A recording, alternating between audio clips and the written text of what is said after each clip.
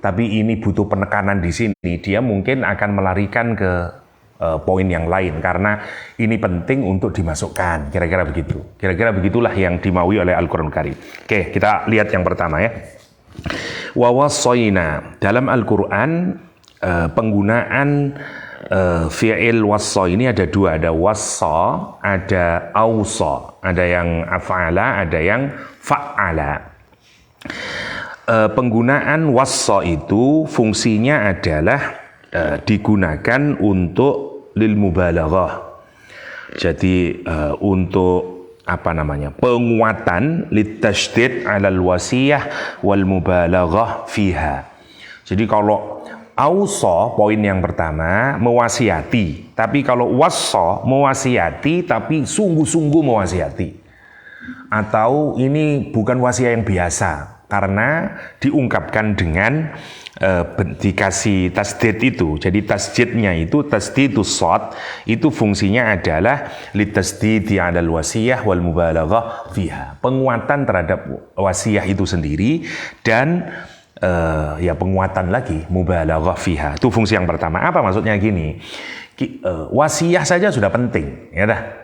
Kita ini kalau mikir misalnya kalau saya misalnya mau meninggal dunia, terus saya wasiat sama istri saya. Engko aku lek mati tulung yo ojo kawin maneh misale. Itu namanya wasiat.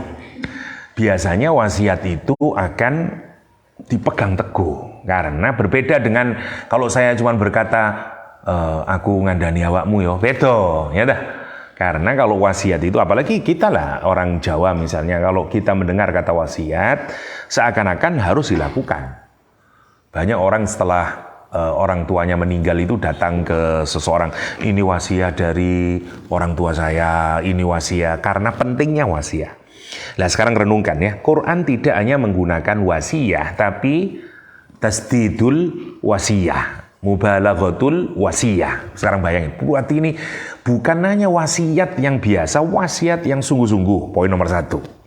Yang kedua, wasiat itu semakin kuat tergantung dari siapa yang memberikan wasiat.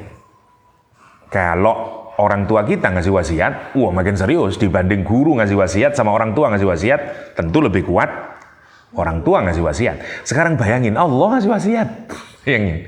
Jadi satu poinnya itu Allah ngasih wasiat. Yang kedua pengungkapannya dengan menggunakan wassa bukan ausa. Ya.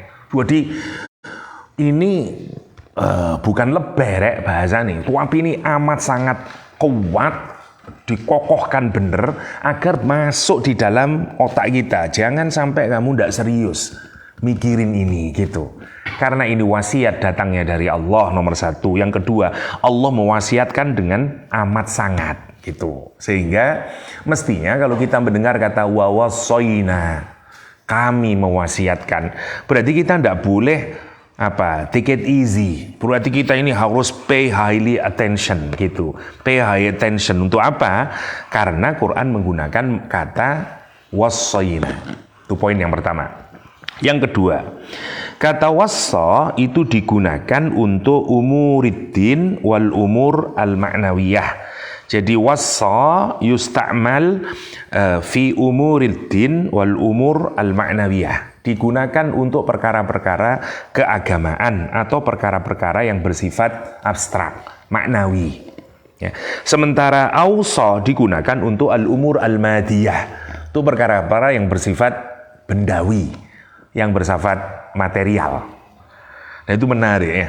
Kita kalau tidak belajar Quran, tidak pernah mikirin gitu. Apa bedanya wassa sama ausa? Gak akan kepikiran begitu. Tapi Quran itu punya ketelitian itu. Misalnya Quran menyatakan wa wassa biha Ibrahimu bani wa Yaqub ya baniya innallaha astafa lakumuddina fala tamutunna illa wa antum muslimun. Perkara apa itu? Al-umur ad-diniyah. Misalnya Quran menyatakan lagi walaqad wassaynal ladzina utul kitab min qablikum wa iyyakum anittaqu. Takwa berarti diniyah, ma'nawiyah dan seterusnya ya. Berbeda ketika Quran menggunakan kata ausa. Kalau ausa biasanya berkenaan dengan urusan madiyah, al-umur al-madiyah. Berarti begitu kita mendengar kata wassa, kita sudah mikir ini bukan wasiat tentang material. Hikmahnya apa buat kita? Kita ini seringkali kalau ngasih wasiat selalu urusan dunia. Terutama kalau kepada anak. Sampean carilah orang tua yang kalau mau mati terus berwasiat kepada anaknya. Sampean pernah mendengar ada orang tua wasiat, "Le, sholat tahajud to yo. Aku wasiatnya ngawakmu cuk, lali sholat tahajud." Ada denger gitu? Hampir gak ada. Biasanya orang mau meninggal itu wasiatnya, tanah sing kono iku kekno adikmu. Ya, tabungan sing iku kekno cacakmu dan seterusnya. Masya Allah ya. Nah, kalau kita ini mengikutin Quran, lek wasiat itu nanti arahkan ke wassa tadi, al-umur ad-diniyah. Sekarang kita cek lek jenengan Murtoyo. Nabi Yakub wasiat, Nabi Ibrahim wasiat. Semuanya tidak ada yang wasiat bil umur al-madiyah. Ada yang wasiatnya tentang tanah sana ya, nek adikmu. Dan wasiat itu kenapa? Wasiat itu menunjukkan sesuatu yang menjadi concern utama kita dalam kehidupan ini. Kita ini punya tradisi berbeda ya. Kalau orang Australia, orang Barat itu jauh-jauh hari sudah menulis wasiatnya. Namanya will istilahnya. Will itu wasiat. Jadi dia sudah mengundang lawyer ya untuk menulis willnya. Saya nanti kalau mati begini, harta sekian kasihkan ke anjing saya. Semuanya ditulis, meskipun dia masih hidup. Jadi semuanya udah ditulis, nanti mati itu ada kekuatan hukumnya, begitu dia mati semuanya udah selesai. Kita nggak pernah mikirin wasiat begitu, ya dah. Orang-orang soleh biasanya ngasih wasiat, ya. Lah dulu orang Indonesia itu ada tradisi menulis wasiat kapan? Kalau mau berangkat haji. Jadi anda tahu mbah-mbahnya dulu yang mau berangkat haji, mereka menulis wasiat. Kenapa? Karena dulu itu haji itu selain memang nggak tahu bisa kembali atau enggak, 3 bulan orang haji dulu itu perjalanannya karena naik perahu, kapal, nomor 1. Nomor 2, memang banyak dulu orang haji itu kepinginnya mati di Saudi. Jadi memang orang Madura, tanya orang Madura, itu kepinginnya kalau haji itu ya salah satu doanya ya mati di sana. Karena itu kebahagiaan meninggal di tanah haram, gitu. Jadi biasanya mereka nulis wasiat. Makanya mengharu biru kalau berangkat haji itu. Kenapa? Salah satunya adalah menulis wasiat. Nanti anaknya saya begini. Tapi yang paling untuk kita renungkan adalah kenapa kita tidak mewasiatkan sesuatu yang urusannya berkenaan dengan umurud diniyah. Itu poinnya. Padahal gini ya, sekarang bayangin kalau sampean menjadi orang tua, terus dengan mau sakaratul maut, terus pesen ke anaknya, "Le, aku wasiat yang awakmu yo, ojo sampai lali maca Quran." Saya tanya, kira-kira anak kita akan baca Quran atau enggak? Baca Quran, karena nanti mesti mikir, iki wasiatnya bapakku biyen. Meskipun sak nakal-nakali, nanti ada poin dia, awak wis kok ndak nglakoni wasiatnya orang tua saya. Nonton. Ya dah. Apa maneh sampai anak, "Le, aku wasiat yang awakmu yo, le iso salat to jamaahnya masjid yo." Coba bayangin, wasiat itu sangat penting. Nah, dari mana kesadaran itu harus kita mulai? Ya dari sekarang. Biar nanti kalau sakratul maut mikirnya itu gitu. Ya, idh hadara Yaqubal maut idh qala, ya, Masya Allah, waktu Nabi Yakub itu sudah idh hadara, ketika sakratul maut ini berkata kepada anak-anaknya, "Ma ta'buduna min ba'di," wasiat ini.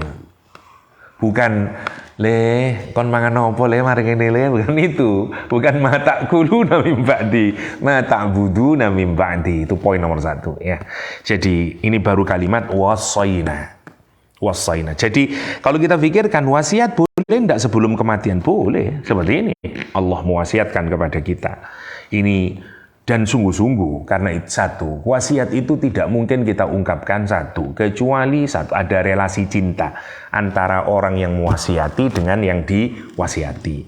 Yang kedua, wasiat itu pasti sesuatu yang amat sangat penting. Ya, dan seterusnya. Dan wasiat itu biasanya mengandung emergensi, karena itu diwasiatkan. Ada 3 itu, waktunya tidak banyak, karena itu dia mewasiatkan. Lah, itu yang harus kita pikirkan, dan itu tidak bisa diakalin karena wasiat itu bergantung dari apa yang paling kita concernkan dalam kehidupan ini. Kalau yang kita concernkan agama, ya akan agama yang diwasiati dan seterusnya dan seterusnya. Ya, itu wawassoinal insana biwalidayya. Sekarang wawassoina, dan kami wasiatkan al insana kepada al insan. Manusia itu disebut banyak oleh Al-Quran, ya al-bashar, ya dan macam-macam lah, anas, macam-macam lah, mar'ah. Kenapa Quran kok menggunakan al-insan? Kenapa wawassoinal al-bashar misalnya, wawassoina? Kita ini harus perhatian terus setiap pilihan kata yang dipakai oleh Al-Quran. Dan nanti kita akan, karena saya senang kebahasaan ya, jadi karena menarik Quran itu. Coba bayangin, kalau disebut basar biasanya lebih merujuk ke aspek fisikalnya manusia. Tapi kalau disebut dengan insan, maka di dalamnya mengandung banyak, sebagaimana makna asal kata dari insan. Yang pertama, tidaklah disebut insan itu kecuali karena manusia itu nisyan, karena pelupa. Sekarang kalau sampean ngasih wasiat kepada orang yang terus ingat atau kepada orang yang lupa?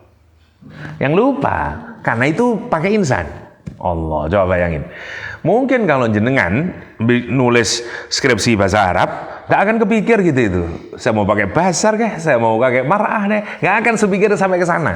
Ya dah, menariknya itu. Yang kedua, al-insan itu dari kata unes.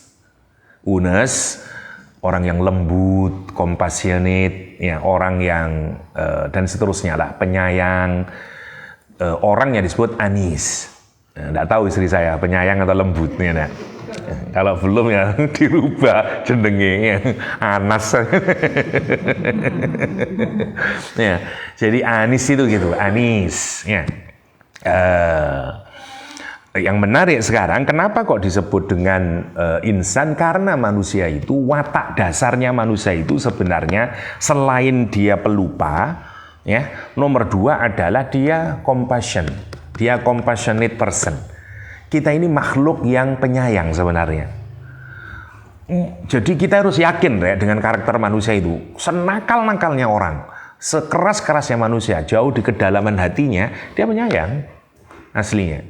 Makanya kita tidak pernah tega kalau melihat ada orang yang apalah, terus jatuh iba kita. Kenapa? Karena memang Allah memberikan watak kita dari situ. Kalau Sayyid Agil Sirot mengartikan uns itu dengan harmoni, kata beliau. Ya, harmoni. Saya lebih senang mengartikan compassion, ya, empati, punya gitu kira-kira. Itu unas, ya. Yang kedua, kalau disebut insan itu karena yang ada yang menyatakan dia berasal dari kata kerja anasa. Anasa itu to perceive. Inni anastu nara, ya, Nabi Musa alaihissalam. Ya, dia berkata kepada istrinya dan pembantunya yang diajak ke Mesir karena diperintahkan oleh Allah setelah menikahi istrinya, anaknya Nabi Syuaib, oleh Allah SWT, kamu sana pergi temui Fir'aun. Berangkat malam-malam, malam gelap gulita, lihat cahaya di atas gunung. Sementara istri dan pembantunya itu tidak melihat. Kata Nabi Musa, inni anastu nara. Sungguh aku melihat api. Ya, yang lain enggak. Dia enggak ono api kok. Karena yang bisa melihat api cuma Nabi Musa. Gitu. Karena memang disetting oleh Allah, itu proses pembelajarannya Allah SWT kepada Nabi Musa sebelum ketemu Fir'aun gitu. Kalimat yang dipakai anastu. Karena itu disebut insan, karena kita makhluk yang kelihatan. Kalau sampai tidak kelihatan, itu menungso. Nah, ya. Makanya lawan dari insan adalah jin. Karena jin tidak kelihatan gitu. Jadi orang itu disebut insan ya karena tiga itu. Satu, karena dia lupa. Yang kedua, karena dia compassion. Yang ketiga, karena dia terlihat. Dia seen being. Bukan unseen being, tapi seen being. Makhluk yang terlihat. Ya. Makanya ndak usah belajar ngilang, ya. Nanti sampai duduk menungso. Karena kalau manusia itu ya insan gitu. Itu menariknya Quran. Nah sekarang kita pikirkan ya, bagaimana Allah. Kita ini kalau sampean seneng bahasa, terus mikirin terus Quran, tak sampean geleng-geleng terus. Dengan kesempurnaan Quran, pilihan katanya, wah mind blowing, ya. Terus ya Allah, kok iso koyo ngene lagi tuh nanti, ya. Coba ini kan, kenapa kok wawasoina? Kenapa kok ndak wawasallah misalnya? Kenapa kok begitu? Karena Allah ndak langsung wasiat.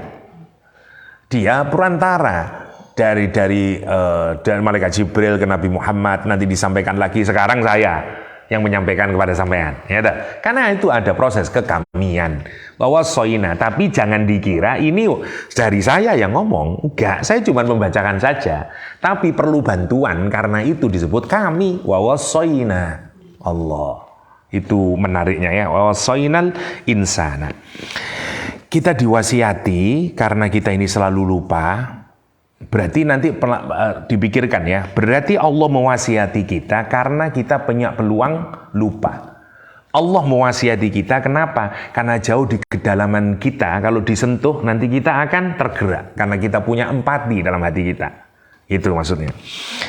Kepada siapa kita diwasiati? Biwalidayhi. Kepada kedua orang tua kita.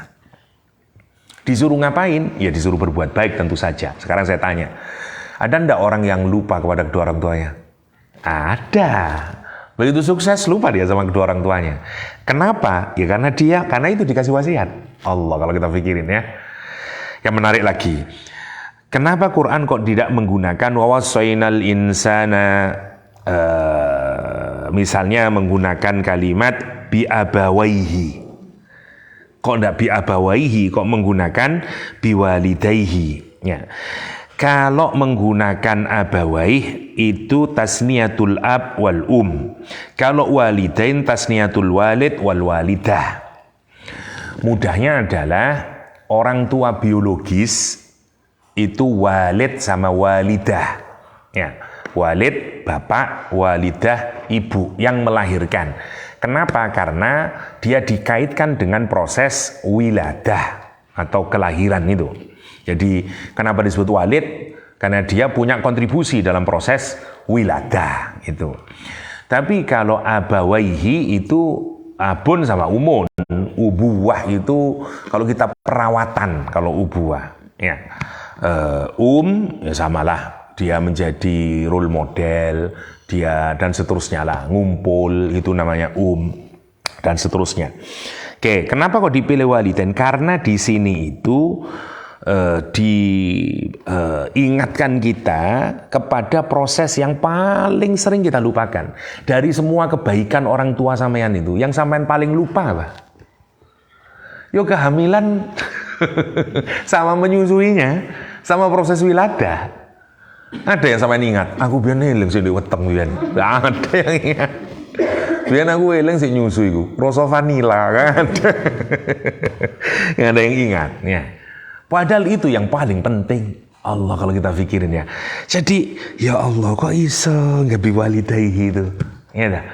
Karena justru itu yang diingatkan. Bahkan kamu itu kan menyentak ke hati kita kalau kita pikirin. Kita diingatkan terhadap sesuatu yang sangat berat sebenarnya. Tetapi kok iso kita nggak ingat sama sekali itu loh. Saya tanya ya, andaikan sampean tidak pernah melihat orang hamil dan orang menyusui, sampean percaya bahwa sampean dikandung? Ya, enggak lah, gak ada itu lagi tuh nanti mikirnya itu. Karena kan kita ini tidak ada ingatan sama sekali. Kan itu Allah mengingatkan itu. Ya, kenapa itu juga harus dipikirkan? Karena itulah yang paling berat. Ya, terutama. Dan dimecengkan karena ayat sebelumnya sudah berbicara tentang orang tua laki-laki. Ya dah. Ya idz qala Luqman libnihi wa huwa ya'iduhu ya bunayya la tusyrik billah. Itu kan baru anishku dan seterusnya itu ya. Itu kan hubungan bapak sama anak. Sekarang Allah ngasih tahu hubungan ibu sama anak, tetapi sebenarnya bukan hanya ibu tentu saja karena disebut walidayhi, tapi tekanannya itu lebih dilihat kepada proses wiladah. Sehingga kalau dilihat keseimbangan, ini seimbang. Yang di atas bicara bapak, yang berikutnya tekanannya ya, yang di bawah berarti ibu. Jadi orang yang seneng keseimbangan gitu, masya Allah, perfect balance gitu maksudnya itu. Indahnya Quran itu. Oke. Kata Allah SWT, wa wasainal insana biwalidayhi, kepada kedua orang tuanya, ya, yaitu bapak ibu kandungnya yang bersifat biologis. Memang kalau berbicara tentang kita berbuat ihsan, memang dirujukan kepada walid dan walidah. Kalau di musohabah itu biasanya dikaitkan dengan abun umun. Ya, abun umun. Ini juga penting, Rek. Ada walid sama walidah, tapi tidak umun dan abun. Siapa? Ya, orang hanya berhenti di proses melahirkan sama menyusui. Bahkan ada yang tidak mau menyusui. Sekarang jangankan tidak menyusui, free child. Apa? Child free. Child free. Masya Allah kalau kita pikirkan itu. Orang sekarang sudah sampai di titik itu, Rek. Ya, Masya Allah ya. Padahal Imam Ghazali menyatakan tujuan pernikahan itu ya punya anak. Biar apa? Dia deposito kita dan seterusnya. Deposito paling terbaik ya anak, karena dia yang akan menjadikan kita ini peluangnya sangat besar masuk surga ya karena anak. Itu kalau kita mendidik dengan baik dan seterusnya dan seterusnya. Saya so nanti lama-lama seperti orang bule, ya nikah itu ya kontrak saja. Jadi kok segitu kon gawe teh, tolong gawe teh. Ya. Nggak di tangan tak sampean, ngono. Sudah hilang, jadi karena ya hitung-hitungan kemudian, masya Allah ya, relasi manusia itu kemudian begitu sangat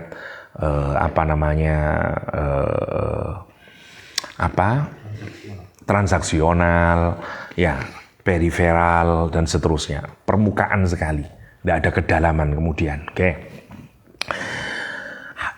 Hamalatsu ummuhu wahnan ala wahnin. Hamalatsu, hamil ibumu itu ya, wahnan ala wahnin, berat semakin berat semakin berat semakin berat, itu maksudnya. Artinya proses hamil itu dari hari ke hari dia semakin tambah berat, semakin tambah berat, semakin tambah berat, ya toh. Mulai dari kandungannya makin berat, biasanya wis mulai pening dan segala macam lah, muntah-muntah dan seterusnya. Dan lucu-lucu kalau nonton ibu hamil ini ya, beda-beda tiap orang, Rek. Wono sing, aduh, saya punya mbak itu sekasur itu sabun semuanya. Dan kalau suaminya mendekat marah dia, karena tidak senang dengan baunya katanya. Jadi tiap hari gini dok sabun, satu kasur itu sabun semuanya. Gitu. Ono sing antik ngono itu. Ya. Untung istri saya tidak begitu, ya, tak cemplung no sumur kalau itu. Tapi antik-antik, Rek, wallahu alam gitu, temenan atau enggak saya tidak tahu ya. Tapi banyak yang menarik-menarik itu, orang hamil itu lucu-lucu kalau kita pikirkan. Isinya Imron aja begitu, apa dikerjain juga Imron. Jadi kalau kita mikirin itu menarik ya. Jadi wallahu alam, itu hamalatsu ummuhu wahnan ala wahnin. Berat dari aspek fisik, berat dari aspek mental, berat macam-macam lah dan seterusnya ya. Belum lagi nanti kalau bayinya ada cacatnya, tambah stres, tambah macam-macam. Jadi memang tidak ada kebahagiaan sempurna di dunia itu. Belum hamil sumpek, pisan. Lahiran ya sumpek maneh. Ndredeke hatiku kalau mau lahiran, takutnya apa? Anak cacat. Stres pikiran. Lahirnya tak hitung yang tangannya. Ojo sampai papat ngorek. Nah, beneran itu. Takut kamu kira udah ada, makanya hidup di dunia ya ngono. Tidak ada kebahagiaan sempurna di dunia ini. Dicekin kabeh dan seterusnya dan seterusnya. Itu tidak diingat oleh anak. Yang kapan kita ingat? Kalau kita sudah mengalaminya. Baru nanti merasakan betapa beratnya ibu itu dan seterusnya. Hamalatsu ummu. Dan yang menarik ya, katanya sakitnya orang yang melahirkan itu termasuk salah satu sakit yang paling tertinggi, yang laki-laki nggak kuat menanggungnya. Makanya dari aspek disakiti itu lebih kuatan perempuan dibanding laki-laki. Karena katanya sakitnya melahirkan itu lebih tinggi berapa, nggak tahu saya. Berapa nggak tahu ukurannya, itu sangat sakit ya. Ya ada yang nggak sakit, tapi macam-macam. Istri saya itu, masya Allah, saya masih ingat ya. Ini dua button ya, apa namanya ini, kancing, brodol kafe saya. Ya. Karena sama mbak-mbak saya dibilangin enggak biasain, ngelahirno itu biasain, terutama kelahiran pertama ya. Udah masuk rumah sakit sakit, jual mbak saya, katanya siapa enggak sakit. Iya tapi alamiah, masya Allah ya. Tapi nah, kita kalau bisa ngerendungin itu semuanya, nantilah akan bisa ingat, ya Allah betapa harusnya saya berbuat baik kepada kedua orang tua. Namanya hamalat ummuhu wahnan ala wahnin. Oke. Wa fisaluhu fi amain. Dan menyapihnya dalam waktu 2 tahun. Sampai ngelihat perbedaan enggak? Hamalathu sama wa fisaluhu. Kalau yang dihamil tidak dikasih waktu, yang di masa menyapih dikasih waktu. Kenapa kok berbeda ya? Dugaan kita itu hamalatsu ummuhu wahnan ala wahnin fi apalah berapa bulan. Sementara ketika menyapih dikasih wa fisaluhu fi amain. Kata para mufassirin karena begini. Kalau hamil itu di luar kemampuan ibu. Jadi saya ini berapa bulan, enggak tahu. Ada yang prematur 6 bulan, ada yang 9 bulan, ada yang 10 bulan, ada yang 12 bulan, macam-macam. Imam Syafi'i berapa itu? Sampai lama Imam Syafi'i dalam perut dan seterusnya. Beda-beda. Nah, ibu enggak punya kemampuan untuk memastikan saya kapan melahirkan. Masya Allah ya. Karena itu tidak dikasih waktu oleh Allah. Dan memang ternyata beda-beda. Kecuali yang sesar ya. Sesar artis-artis itu. Anak saya kemudian lahir satu-satu. Oh. Apa ngono iku lek dipikir Masya Allah. Hal yang sifatnya permukaan sekali ya. Memangnya terus lahir tanggalnya api terus kate opo nih. Ya lek dadi ahli surga ngono ya, tapi kita sering ditipu hal-hal yang sifatnya permukaan gitu itu ya. Kalau kita pikirin. Lah enggak penting itu. Quran menyatakan waktu menyapih itu 2 tahun. Oke, sekarang menarik ya. Jadi hamil enggak dikasih waktu, sementara menyapih dikasih waktu, yaitu 2 tahun. Di ayat yang lain kita mendapati ayat Al-Quranul Karim menyatakan bahwa masa hamil dan menyusui itu adalah 30 bulan. Ya apa? Salasuna syahran iyutimmar radha'ah, kan gitu dah. Jika kamu ingin menyempurnakan susuan ya, dengan hamil itu jumlah totalnya adalah 30 bulan. Karena itu Ibnu Abbas yang cerdas, kata Ibnu Abbas menyimpulkan, kata Ibnu Abbas, ukuran paling cepat orang itu melahirkan adalah 6 bulan, kata Ibnu Abbas. Ketika ditanya dari mana kamu bisa begitu? Karena Quran menyatakan hamil dan menyapih itu salasuna syahra, 30 bulan. Sementara masa menyapih itu menurut Quran wa fisaluhu fi amain, 2 tahun. 2 tahun 24 bulan. Berarti sisanya adalah 6 bulan. Maka kata Ibnu Abbas, masa kehamilan paling cepat itu adalah 6 bulan. Jadi kalau ada orang menikah 6 bulan melahirkan, itu bukan LKMD. Ya, bukan lamaran kari, meteng dhisik, enggak. Tapi dia apa jenenge? Gak apa-apa, itu namanya prematur, ya. Prematur. Bayi prematur 6 bulan menurut Ibnu Abbas. Dan memang segitu, Rek. Ada yang orang melahirkan bayi prematur sekitaran 6 bulan. Nah, karena itu bisa mulur musret.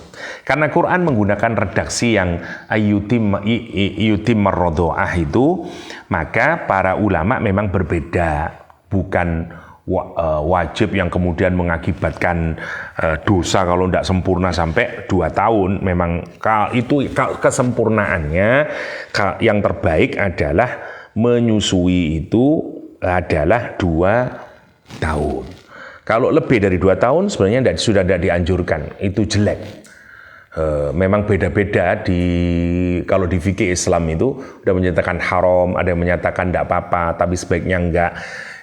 Kalau kita lihat kedokteran itu sudah tidak baik kalau setelah 2 tahun, karena kalau masih menyusu itu, apalagi kalau nanti dia tidur itu bisa tersedak macam-macam. Silakan baca di jurnal kesehatan itu maksimal memang 2 tahun.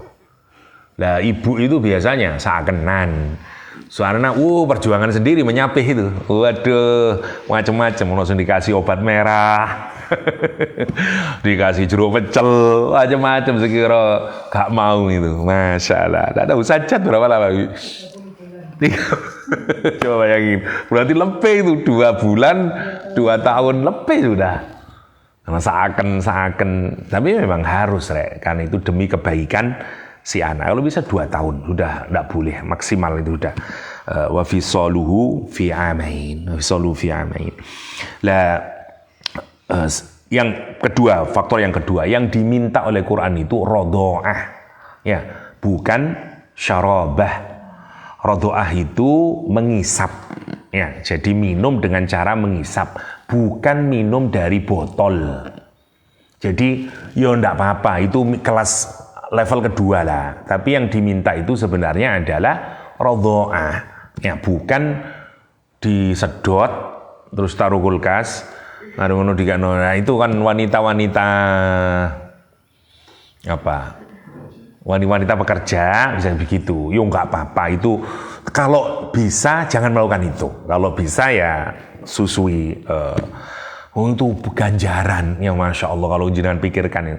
Sholat durung karuan khusyuk, ya, nyusoni bayi ganjaran terus, ya, Masya Allah, dan seterusnya. Dan itu melekatkan hubungan anak dengan ibunya dan seterusnya. Nomor 1 itu kalau bisa ya rodho'ah, bukan diminumkan. Ada pendapat yang berbeda tentang rodho'ah, ini menarik. Ada hadis-hadis yang berkenaan dengan rodho'ah itu boleh tidak sampai orang baligh. Menarik. Hadis-hadis dari Aisyah radhiyallahu anha, saya ada 3 hadis ingat saya. Itu kata Aisyah boleh. Karena ada laki-laki yang sudah baligh itu keluar masuk rumah. Lah padahal dibutuhkan dia. Sementara dia bukan mahramnya. Lah terus apa caranya itu? Susuin aja. Gitu. Karena nanti kalau disusuin dia menjadi mahram sehingga tidak apa-apa. Tapi lah lucu ya, wis baligh. Lah karena itu hadis Aisyah tentang rodho'ah orang yang sudah baligh itu ditentang oleh hampir semua oleh istri Nabi dan dianggap ini nggak diikutin. Jadi jumhur ulama tidak ada yang menerima ini. Sehingga tidak boleh, rodho'ah itu hanya berlaku sebelum baligh. Ya. Kalau kita mau jadi dulur rodho'ah itu loh, dulur sesuson, ya. Kita emang tidak punya tradisi begitu ya. Dulur sesuson itu dulu tidak ada kita. Nggak tahu kenapa. Bahkan ada kisahnya Imamul Haramain, ya. Bayangin ya, julukannya aja Imamul Haramain, imamnya Mekah Madinah, saking alimnya. Gurunya Imam Ghazali. Imamul Haramain itu saya lupa kisahnya kayak apalah, dia lupa apa gitu. Kenapa? Karena dulu pernah menyusu kepada pembantunya lah sekali. Jadi ceritanya itu ibunya itu sudah pesan, jangan anak saya, bapaknya itu udah pesan, jangan anak saya itu disusuin oleh yang lain. Karena bapaknya itu memastikan rizkinya itu halal 100% untuk ngasih kepada istrinya. Sehingga air susunya itu 100% halal. Kira-kira begitu. Dan dia hati-hati bener itu. karena yakin ini akan berdampak terhadap kualitas anaknya. Suatu hari keluar ini istrinya minta izin, tolong jaga sebentar ya, anak saya tidur, saya keluar sebentar, nangis. Seakan disusoni, datang marah dia, makan susunya, karena dia tidak tahu kon mangan apa itu lagi. Sampai segitunya ulama zaman dahulu itu deh. Dan dia pernah lupa sesuatu itu, terus kali ini saya lupa karena dulu itu karena air susu. Dan sekarang itu penting, kenapa? Dan ini oleh sama sing nyusoni sapi lah. Ini kurang taat kok ya gara-gara apa formula dan seterusnya. Karena itu please ya, kalau bisa ASI. Kecuali memang secara kesehatan tidak dimungkinkan ya. Kalaupun susu formula ya pastikan halal, itu pentingnya. Jadi poinnya itu bukan formula atau enggak ya, karena kita enggak boleh juga ada orang yang memang enggak bisa, enggak keluar terus nggih sopo. Ya enggak mungkin lah. Ya karena itu mungkin ya kalau dulu ada wetness ya kayak Halimah Sa'diyah, sekarang nggak ada. Ya, kita tidak punya tradisi itu. Ya akhirnya gantinya yaitu Denko for apa ini? Lali kabeh jeneng-jenenge ya. Laktogen dan seterusnya. Ya, legen ya enggak rek ngawur kan. Mabuk bayi ini legen. Itu pentingnya kita memberikan ASI. Ada hadis yang sangat menakutkan ya, nanti di akhir kiamat itu Rasulullah waktu Mi'raj itu diperlihatkan perempuan-perempuan yang masuk ke dalam neraka dan mohon maaf ya, susunya itu dipatok oleh ular. Terus gitu Rasul bertanya kepada Jibril, siapakah itu wahai Jibril? Kata Jibril, dialah perempuan-perempuan yang tidak mau menyusui anaknya, bukan karena alasan yang hak. Karena itu nanti kalau punya istri pastikan itu. Karena kadang-kadang apalagi zaman sekarang ada banyak perempuan itu yang tidak menyusui karena faktor nanti aku ndak ayu maneh, itu poinnya. Maka itu harus kita sepakati ya. Jadi ASI itu tetap priority, apalagi itu dibutuhkan buat anak kita ya. Oke, itu atau mungkin terutama bayi laki-laki ya, kadang-kadang ibunya nggak kuat ditambahi ya. Lek wong Jawa biasanya kayak gedang gitu. Sing ndak turu nangis terus wis umike wis nggak kuat, wis ndak ono banyune nangis saya terus. Ya ndak apa-apa dikasih formula dan seterusnya. Kan itu biasanya cepat gemuk. Kalau menyusui kenapa? Mangan diisep maneh. Dan kadang-kadang juga alasan. Yang sing mau entek Mas disesep ngene. Mangan maneh. Oke. Itu tentang rodho'ah ya. Kata Allah SWT, "Wasainal insan biwalidayhi hamalathu ummuhu wahnan ala wahnin wa fisaluhu fi amain anishkurli wa liwalidaik wa ilayyal masir." Redaksinya seperti kemarin ya. Anishkur li wa liwalidaik. Yang pertama, kenapa kok dibedain? Bukan anishkur li wali-walidaik, kok dibedain karena memang tentu berbeda ya. Bersyukur kepada Allah dan bersyukur kepada kedua orang tua itu berbeda ya. Lagi-lagi karena orang tua itu masih punya kemungkinan untuk berbuat yang salah, berbuat maksiat, karena itu tetap dibedakan ya. Bukan karena bersyukurlah kepada mereka, bukan begitu kalimatnya, itu dibedain oleh Allah. Anishkur li wali walidayik ya. Oke. Kemarin sudah kita bahas ya, ini saya tidak mengulang. Tidak ayashkura bentuknya, tapi anishkur. Kemarin kita menyatakan be positif ya, be grateful, bukan modelnya begini. Kalau be grateful itu, saya ulang lagi lah, tidak apa-apa biar mengingat. Kita ini kalau misalnya habis dikasih sesuatu, terus kemudian bersyukur atas pemberian, itu namanya ayyaskura. Pakai fi'il mudhari ya, ayyaskura. Misalnya, ini hadiah untukmu ya, terus kita bersyukur, itu kalimatnya ayyaskura. Okay? Tapi kalau anishkur, itu bedanya adalah, kalau dalam bahasa Inggris diartikan dengan be grateful. Kalau be grateful itu di dalamnya mengandung makna begini. Kamu itu harus menjadi orang yang bersyukur. Dalam kondisi apapun mau diberi atau tidak diberi. Nah gitu. Jadi beda maknanya. Insya Allah sampean pasti tidak akan mikir itu. Yakin ya ayyaskura. Ya toh. Ayyaskura lillah wali walidayhi. Kan gitu toh. Quran anishkurli. Anishkurli wali walidayhi. Jadi maksudnya begini. Kita ini yang pertama, kalau mengenal orang tua, betapa sayangnya orang tua itu, dan contoh kasih sayang orang tua yang paling paripurna adalah saat hamil, menyusui, dan seterusnya. Kenapa coba? Orang hamil itu, anak itu nyusahin terus sama orang tua waktu hamil itu. Memberati, nggak iso nurokno, loro geger, macem-macem lah.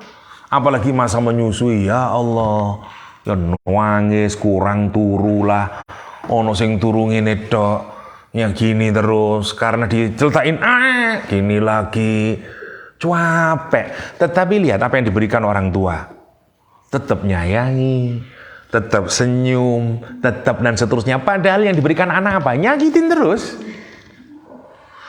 Nah, itu untuk nunjukin apa? Orang tua itu tidak mungkin melakukan sesuatu kecuali untuk kebaikan anaknya. Itu poinnya itu. Karena itu, kalau kamu sudah menyadari itu, apapun saja yang diberikan oleh orang tuamu, meskipun menurut pikiranmu itu jelek, iso kamu tetap harus menjadi orang yang bersyukur terhadap perbuatan orang tuamu. Gitu maksudnya. Karena mungkin kamu yang belum paham, gitu. Anishkurli wali walidayhi. Seperti saya nyontoin kemarin itu ya, sajat misalnya, nggak ada internet ya, nggak ada HP, nggak ada tab. Bagi sajat itu azab atau fitnah atau ibtila. Semuanya itu. Abi, suka marah-marah tok. Abi jelek bagi anak deh. Tapi pertanyaan saya, apakah saya tidak membolehkan sajat main HP itu untuk karena saya berbuat jahat kepada dia? Enggak. Karena saya ingin berbuat baik kepada dia.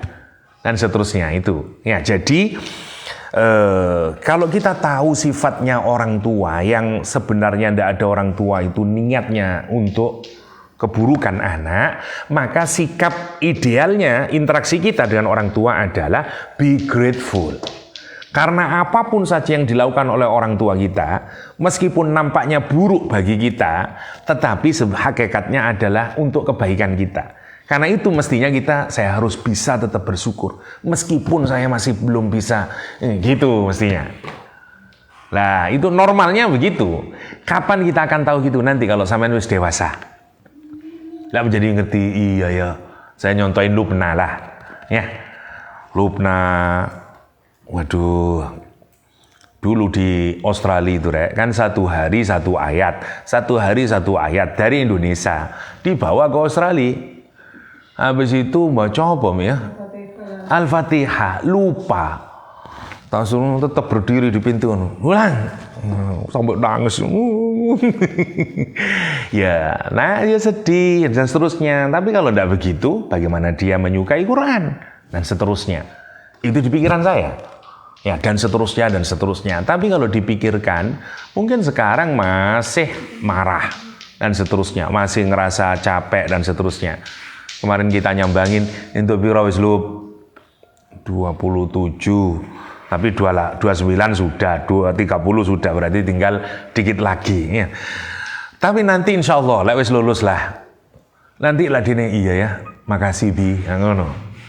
Itu namanya be grateful, anishkurli, itu maksudnya, wali walidayhi. Nah, Tetapi tetap ada beda cara kita berinteraksi dengan orang tua dengan interaksi dengan Allah. Kenapa? Kalau kepada Allah jangan pernah ada sedikit pun suudzon. Be grateful aja lah. Kenapa ya Allah saya kok belum dapat jodoh? Kenapa ya Allah saya kok belum dapat pekerjaan? Kenapa ya Allah saya kok sakit? Kenapa ya Allah? Dan seterusnya dan seterusnya. Tapi tetap be grateful, paksa diri kita. Kita harus memaksa diri kita, ya kondisi apapun, waktu apapun, meskipun tidak sesuai dengan nafsumu, dengan keinginanmu, pasti ini terbaik dari Allah. Karena itu ya Allah saya tetap bersyukur kepadamu. Nah gitu, namanya anishkurli.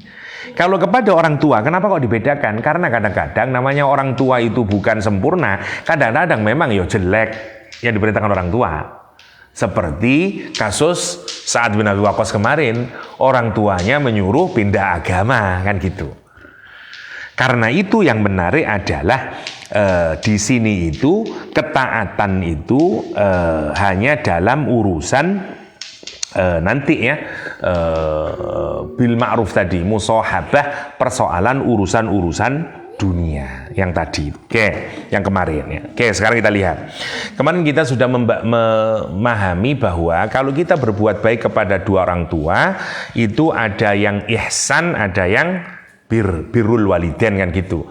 Kalau yang ihsan itu ukuran kualitatif kepada orang tua, kalau yang birrul walidain ukuran kuantitatif berbuat baik kepada kedua orang tua. Kita ini berbuat kepada dua orang tua itu kan menggunakan redaksi dua itu lain di Quran. Wabil walidaini ihsana, ya bil walidaini ihsana, atau di ayat yang lain ya di hadis birrul walidain. Jadi ada dua kita disuruh berbuat baik kepada dua orang tua itu dengan menggunakan ihsan dan dengan menggunakan bir. Bir itu dari bar itu daratan, artinya jumlah kebaikan yang kita lakukan kepada orang tua itu menyamudra atau zaharat-harat. Artinya jangan pernah menganggap kalau kita ini sudah berbuat baik 10, 30, 50 kepada dua orang tua, seakan-akan kita sudah banyak berbuat baik. Belum. Kenapa? Karena Quran menyuruh, agama kita menyuruh birrul walidain. Dan kita ini kalau ngasih orang tua, jangan kasih yang good, kasih yang excellent. Kenapa? Karena Quran menyuruh ihsana, gitu maksudnya. Jadi dua sisi kita berbuat baik kepada orang tua itu, ya kuantitatif, ya kualitatif. Nanti sampean sudah dewasa akan merasakan itu. Yang penting kan kualitas, Ustadz, kalau sama orang tua itu. Saya kalau kuantitas sudah susah, karena saya sekarang sudah punya anak, kesibukan saya sendiri. Nggak boleh-boleh.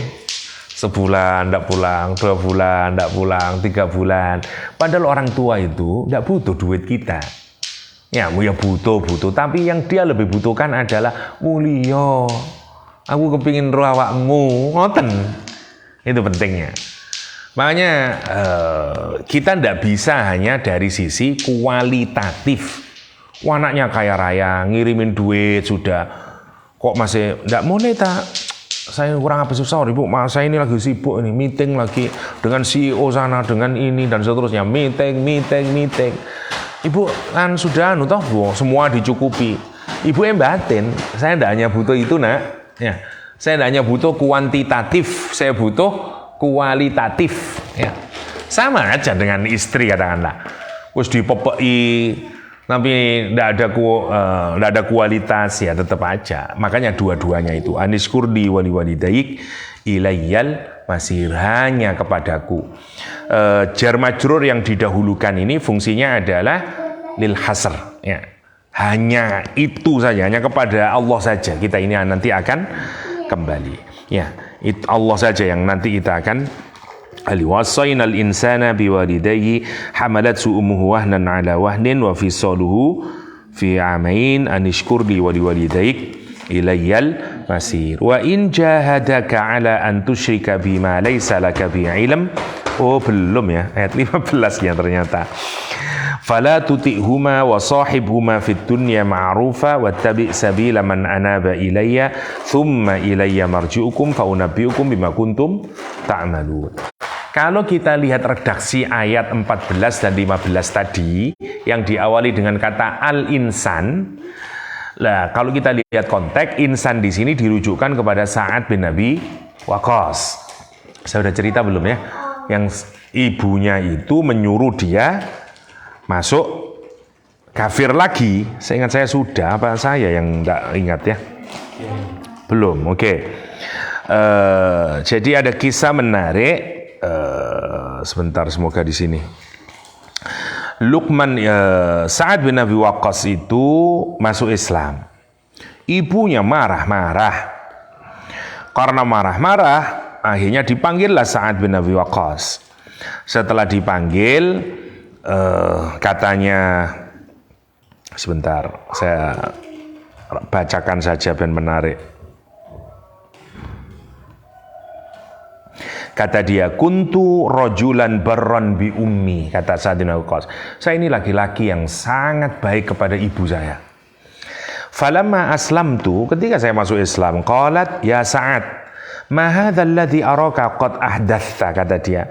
Kamu itu ngapain saya masuk Islam itu? Kamu ngapain kok pindah agama itu? Kata dia, la tada'anna dinaka hadza aw la akulu wa la ashrabu hatta amutu. Fatu'ayyara bi fayuqal ya qatila ummi, kata dia. Kamu kalau tidak pindah agama, sungguh kalau kamu tidak meninggalkan agamamu ini, kata dia, maka aku tidak akan makan, tidak akan minum hatta amut, sampai aku mati. Fatu'ayyar, dan kemudian orang akan mencaci maki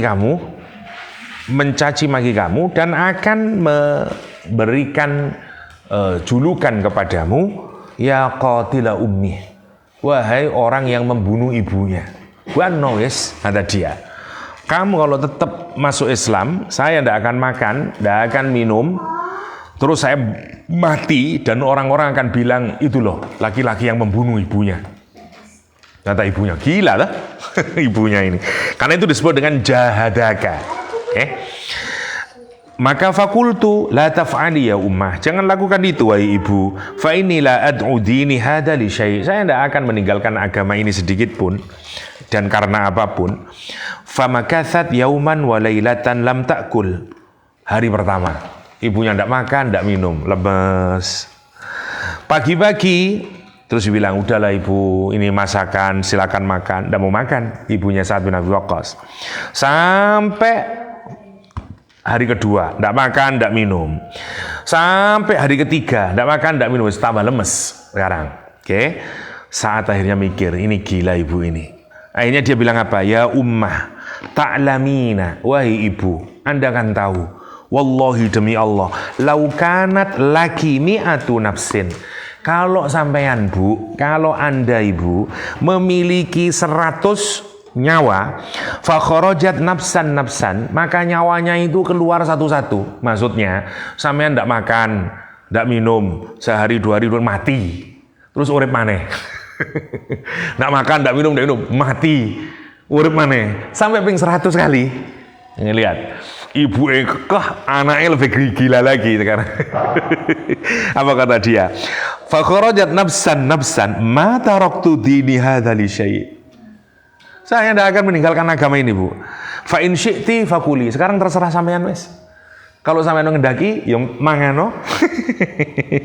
Kata dia, wa in syi'ti la ta'kuli. Kalau jenengan memang tidak mau makan, ya sudah jangan makan. Lihat anaknya begitu, nggak tahan ibunya. Fa'akalat, kemudian makan deh. Ya itu. Lah ayat ini background turunnya itu kepada Sa'ad bin Abi Waqqas. Makanya wawassoinal insana di situ maknanya ada mufassir yang menyatakan ini khas li Sa'din ibn Waqqas. Tapi karena Quran menggunakan al-insan itu secara redaksi bersifat umum, maka dia tidak hanya dikhususkan kepada Sa'ad. Ini persis rumus umum dalam ulumul Quran ya. Al-ibrah bi umumil lafzi la bi khususis sabab. Nah, itu poinnya. Makanya yang pertama disuruh berbuat baik. Makanya sekarang itu menariknya Quran itu, Rek. Ada ayatnya Ya, tajam teoritisnya, tapi masih dikasih studi kasusnya. Guru yang baik itu hanya ngajarin teoritis, terus dikasih studi kasus. Masya Allah, ya. Ada teksnya begini, studi kasusnya Sa'ad bin Abi Waqqas. Masya, itu kerennya pengajaran Quran itu. Sehingga nanti kalau kita ingin tahu, terus kalau ada ibu yang memerintahkan kita, kan rumus umumnya tadi, anishkur liwalidayik, itu rumus umumnya begitu.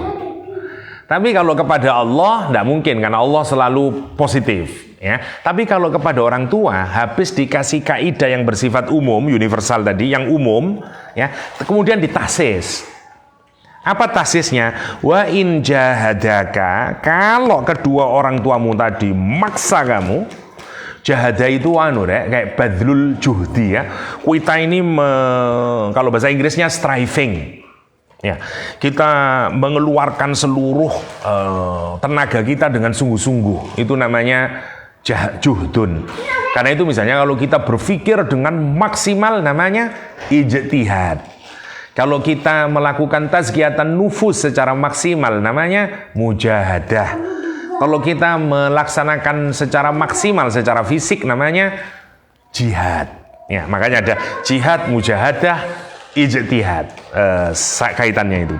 Kalau dia maksa dan konteksnya benar-benar maksa, wong ibunya sampai 3 hari tidak makan, tidak minum, itu kan gila lah.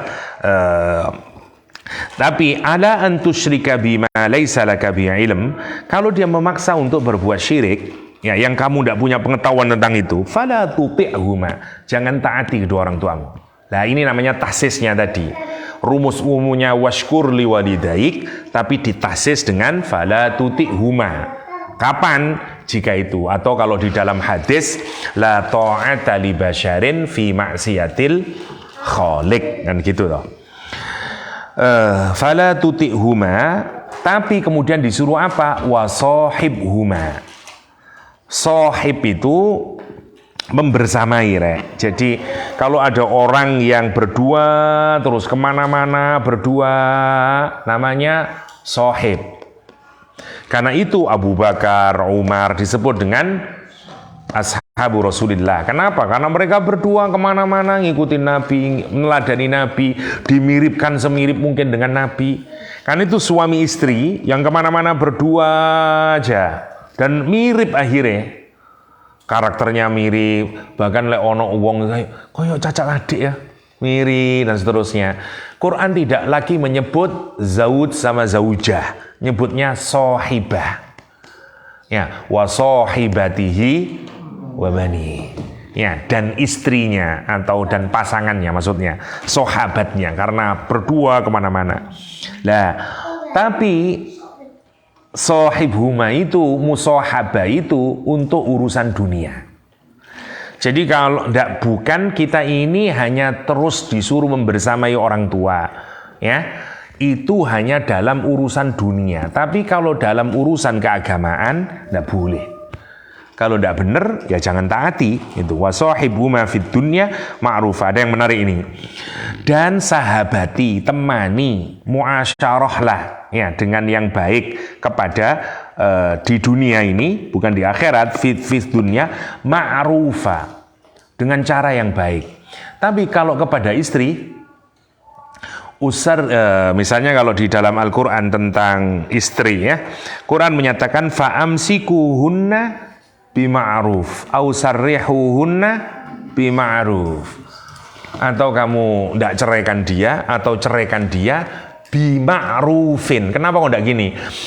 Fa'amsikuhunna ma'rufa, ya, wasarrih. Oh iya ya, kenapa kok tidak ma'rufa di sini bima'ruf? Karena itu kualitasnya berbeda. Kalau kepada kedua orang tua, mau kayak apapun orang tua itu, sudah ma'ruf aja terus. Karena itu menggunakan ma'rufan. Tapi kalau bima'ruf itu enggak. Karena kadang suami itu seperti dalam Al-Quran, kalau dia nuzus kita boleh, dan segini begini kita boleh, dan seterusnya. Ya, memukul bagian yang tidak menyakitkan dan seterusnya sebagai teguran sebenarnya, dan seterusnya, ya. Lah itu orang yang kurang memahami. Kata doroba itu dalam Quran bukan hanya memukul, ya. Pokoknya bersentuhan dua benda itu juga doroba.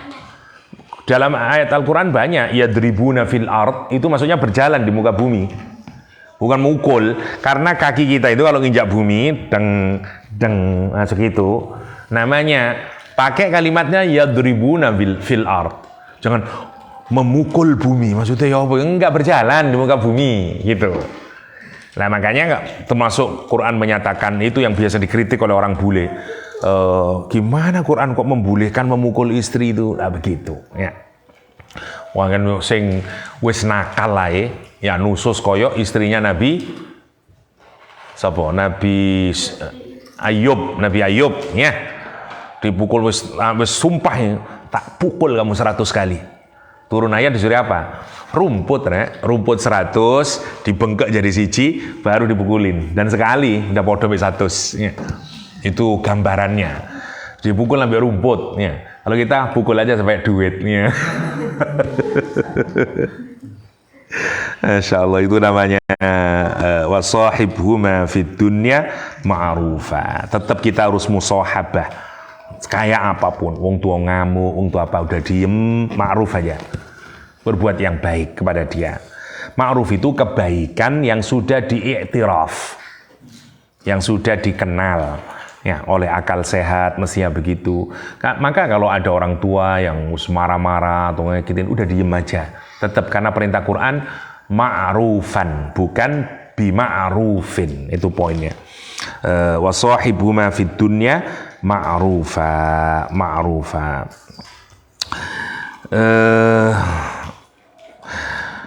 Tinggal sedikit lagi. Wattabi sabila man anaba ilayya summa ilayya marji'ukum fa unabbi'ukum bima kuntum ta'malun. Wattabi, dan ikutilah sabila man anab, jalannya orang yang kembali kepada Allah, bertaubat, kembali kepada Allah. Ilayya, kepadaku, summa ilayya marji'ukum fa unabbi'ukum bima kuntum ta'malun. Kemudian kepadaku kalian semuanya akan kembali, fa unabbi'ukum, dan aku akan memberitahukan kepada kalian semuanya, bima kuntum ta'malun, terhadap segala amal yang kalian lakukan. Jadi yang pertama, nanti kita detailkan lagi apa saja yang sudah kita pelajari dari awalnya. Tapi 14-15 ini, satu, kita diajari relasi kita dengan Allah, cara kita berinteraksi dengan Allah dan kepada kedua orang tua. Kalau kepada Allah, anishkurli, tanpa ada tahsis. Kalau kepada orang tua, anishkurli walidaik, tapi ada tahsis. Fala tuti'huma, kalau berkenaan dengan urusan keagamaan dan itu menyalahi Islam, tapi sahibhuma fid dunya ma'rufa. Tuh. Yang kedua, itu harus diajarin sama anak. Jadi anak itu harus mengenal gini, syukur itu kapan sih muncul syukur itu? Kalau kita merasakan nikmat, baru kita bersyukur. Ya, saya ngasih duit sama istri, suwun mas, makasih dia. Ya dah. Nah, anak itu seringkali nggak tahu kalau orang tuanya itu berbuat baik pada dia, sehingga susah untuk memahami, untuk bersyukur kepada kedua orang tua, gitu. Ya, karena itu orang tua harus mengenalkan kebaikannya kepada anak, sehingga anak merasakan itu. Ya, termasuk kepada Allah, itu pendidikan yang awal yang harus diajarkan kepada anak. Oke. Setelah itu anak diajarin apa? Wattabi sabila man anab. Ikutilah jalannya orang yang kembali. Bahasa pendidikan, ajarin anak punya role model. Bahasa pendidikannya itu. Wattabi sabila man anab. Siapa role modelnya? Man anab. Ya, man anab. Anab itu taubat, Rek. Jadi, enggak tahu saya sudah pernah atau enggak, saya ulangin lagi lah, barangkali lupa. Taubat di dalam Al-Quran itu ada beberapa tingkatan.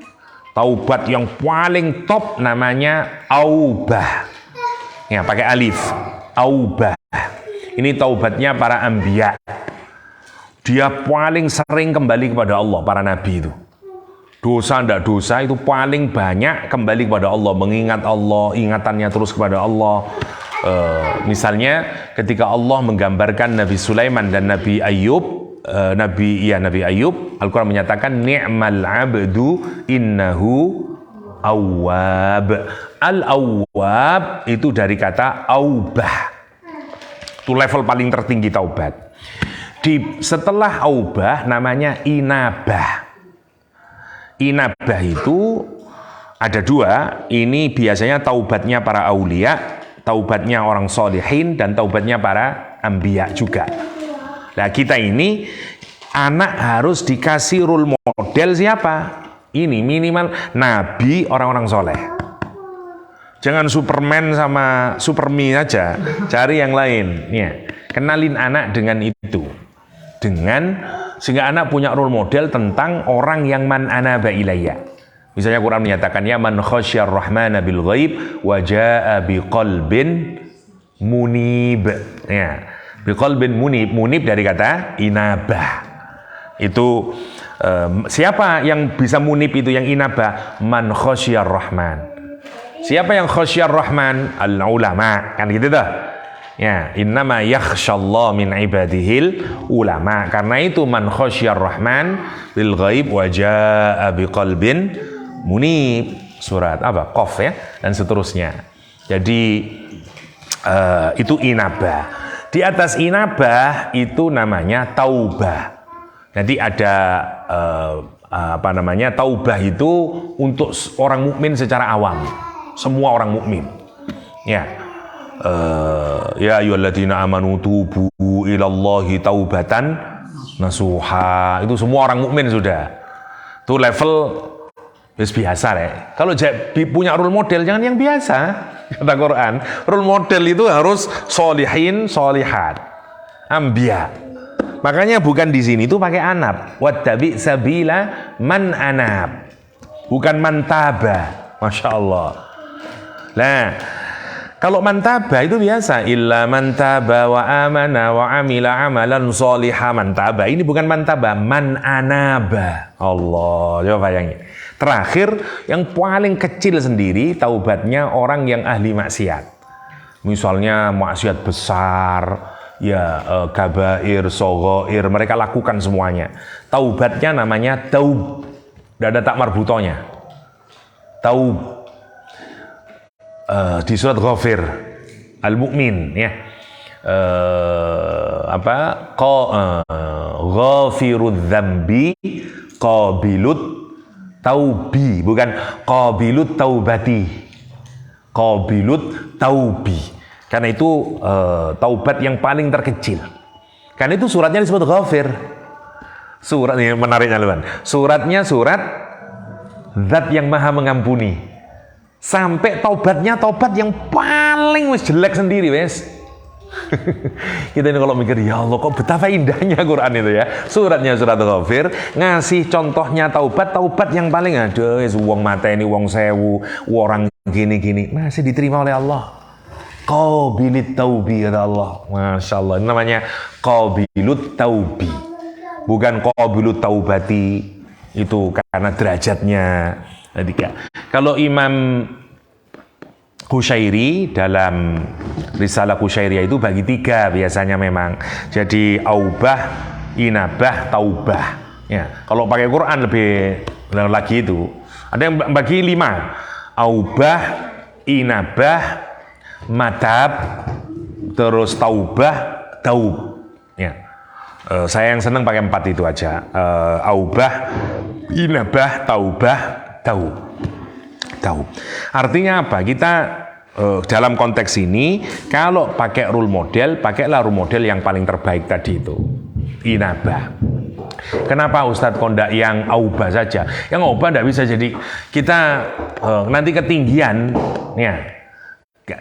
Inabah itu sudah manusiawi dan itu juga termasuk para anbiya juga ya, karena itu wattabi sabila man anab. Jadi sampai di sini kita diajarin pentingnya mengajarkan role model di sekolah-sekolah, harus diciptakan itu role model. Misalnya di beberapa perpustakaan itu ada tokoh-tokoh perpustakaan Mutahari, perusahaan Syiah. Itu kalau kita masuk, Khumaini, Ali Syariati, Murtadha Mutahari. Jadi masuk kita, wah, misalnya ya. Meskipun itu bukan ahli sunnah ya. Kalau Anda ke Vienna University, Wien University, Universität kalau Wien ya, di Austria itu masuk ada dinding besar ini. Itu semua alumninya Vienna University yang jadi penemu-penemu. Melahirkan teori ini, melahirkan teori ini yang dapat Nobel dan seterusnya. Itu sudah ratusan yang dapat Nobel. Satu universitas. Terus ada kaca bundar sini, lah kita bisa foto di situ. Ya, biar ada tulisannya di atas, the next Nobel awardee. Biasanya semua orang yang berkunjung situ mesti foto di situ. Dan seterusnya. Terus kita berjalan ke lorongnya itu, bangunannya kan kayak film Harry Potter itu. Nanti samping sana, samping kiri, samping kanan, samping kiri itu semua profesor-profesor yang dapat Nobel dan melahirkan teori-teori besar dunia. Jadi Heisenberg, Pascal, Leibniz, Erich Fromm, Sigmund Freud. Saya ngelakuin, oh iya kita ngomong. Nah kayak di kita nggak ada yang dijadiin. Jadi anak itu masuk, itu sudah jadi role model. Ya, itu poinnya. Ya, kita harus bisa jadiin gitu itu. Sekolah juga harus gitu. Ya, makanya kalau itu kan kamar sayanya di kita kan enggak Megawati apa yang anak mambu politisi soalnya di kampusnya. Ini siapa ya Ibnu Tufel, Khawarizmi. Tapi mabna lumayan ya, mabna tokoh-tokoh besarnya. Alhamdulillah. Tapi penting untuk punya role model ya. Nanti kita detailkan. Kita masih belum ke ibadah. Habis ini ke ibadah. Kemarin saya jelasin pengajaran Luqman itu berkisar pada 3 hal. 1 akidah, kemudian ibadah, baru akhlak. Kita masih di mana? Di akidah, masih di akidah ini. Muamalah kita dengan Allah, muamalah kita, interaksi kita kepada Allah, interaksi kita kepada bapak, kepada ibu, dan seterusnya. Habis ini baru ibadah. Habis ibadah, baru etika nanti. Waqdud min sautik, dan seterusnya itu. Inna angkarul aswad, sautul hamid, dan seterusnya. Itu insyaallah di pertemuan mendatang ya. Mohon maaf tidak banyak ya, karena waktu juga dan rotok kesel ya. Tapi semoga meskipun sedikit ada manfaatnya. Demikian, hadanallahu ikum ajma'in, wa sallallahu ala nabiyina Muhammadin wa alihi wa sahbihi wasallam, wa akhiru da'wana alhamdulillahi rabbil alamin. Subhanakallahumma wa bihamdika asyhadu an la ilaha illa anta astaghfiruka wa atubu ilaik. Assalamualaikum warahmatullahi